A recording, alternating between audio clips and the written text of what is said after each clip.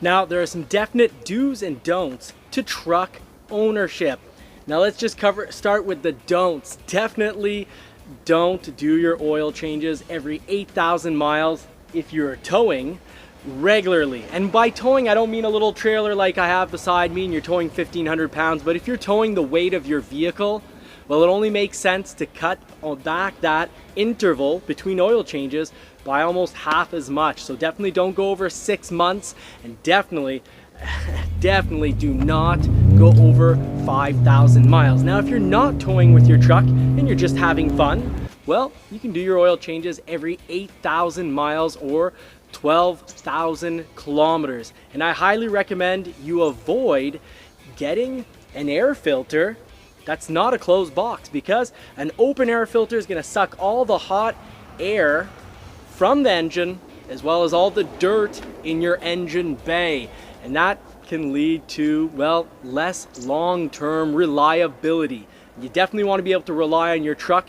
We buy these things to do a lot of stuff with them, not just off-road, get wood, tow and haul our toys. So I do wish you the best ownership experience. Now let's look at the upgrades that I've put into my F-150 Raptor. How an F-150 Raptor goes in the snow, or what 2 pieces of added on equipment you can add for a nice difference in both sound and some performance, but safe performance. Well, you're gonna wanna watch this video because we're gonna be talking about the F-150 Raptor with the 3.5 liter EcoBoost, which is the majority of your Raptors on the road. I like the idea of getting used because I avoided markup.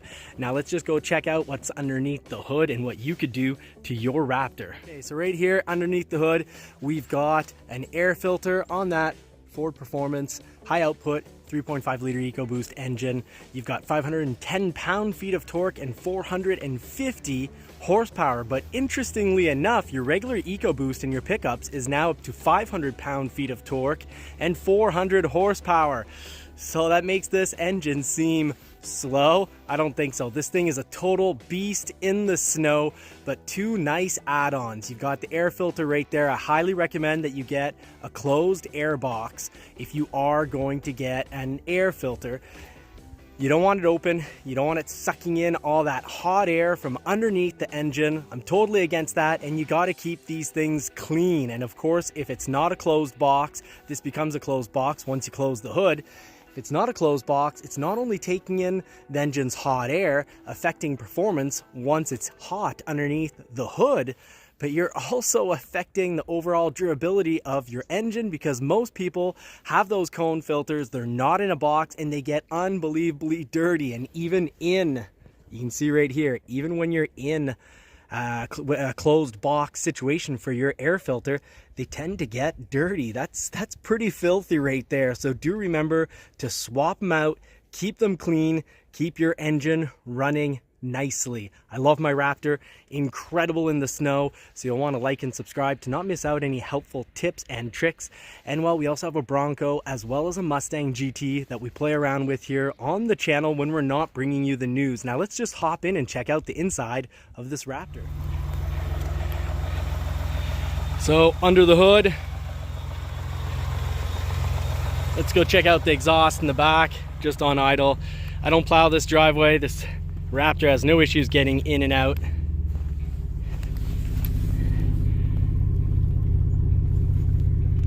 So just a little bit of sound there. Well, the F-150 Raptor is great in the snow stock. If you want it to sound even better, you got to throw on some exhaust. Now it comes standard with dual exhaust, just like the F-150 Tremor. So if you don't want to pay Raptor money, do get an F-150 Tremor. That is my big suggestion. Fantastic value. So dual exhaust and F-150, you've got that on the Tremor and the Raptor, and you can go with Ford Performance exhaust. It's done by Borla and it sounds great. I want to be installing that soon, hopefully. But in the meantime, I did get the air filter in, and it does make a difference. When you stomp on it, it does sound good. So second little trick, get an exhaust, and if you want kind of a blow-off sound. You can get a blow-off for this. Now I'll try to add the little link, but there's actually a little spacer that you throw on. It's sort of like a spacer valve, and it'll actually, every time you let off the gas, it's gonna make a little psh sound. So if you like that classic modified turbo sound, that's what you need to get. And in regards to suspension, actually, let's start this up and sound what it sounds like stock with the air filter. Already sounds pretty good in my books, but obviously will sound a lot better with that Borla exhaust. But let's just take a quick look at that suspension. The Fox suspension is pretty awesome. So while bigger usually, yes, means better, this suspension is not better just because it's bigger. Now, it certainly does help that these shocks are a lot bigger than normal. Unlike these brakes, unfortunately, the brakes are the same regular F-150 suspension. So a little disappointed in that from the Raptor that doesn't get bigger brakes, but the Fox live valve suspension with bypass is just incredible, because your oil can bypass into that side cylinder, and really the suspension is made that for your daily drive, when it slightly your first zone of compression is actually for very low pressure and very comfortable driving. Whereas when the suspension is near bottoming out, well, then these shocks have a ton of pressure. So the pressure in them is variable and it depends on your drive. But not only that, this suspension actually predicts your drive style and the terrain that you're on to prepare itself to give you the best possible ride for your situation. So very different between your daily drive and just blowing through the desert, or taking some serious bumps and jumps. So this suspension really truly does adjust itself, making it very, very impressive and very comfortable in all situations. So the damping support adjusts itself precisely, and it makes minute adjustments to give you the best damping support possible.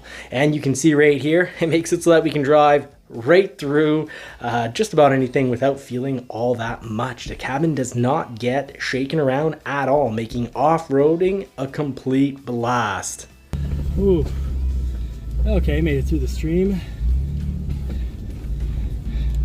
And I made it through with no complaints from either Marie or my father. So clearly this is grandfather tested. Even a grandfather's back will make it through off-roading with the F-150. Now I've got to go out and clear some branches for that off-roading, but let's get inside the vehicle and check things out. Well, definitely like the Raptor status, letting you know what's going on with your suspension, angle of your wheels. So that's real nice, and the sound isn't bad at all. Even though it is a 6-cylinder, the sound for a 6-cylinder is pretty good.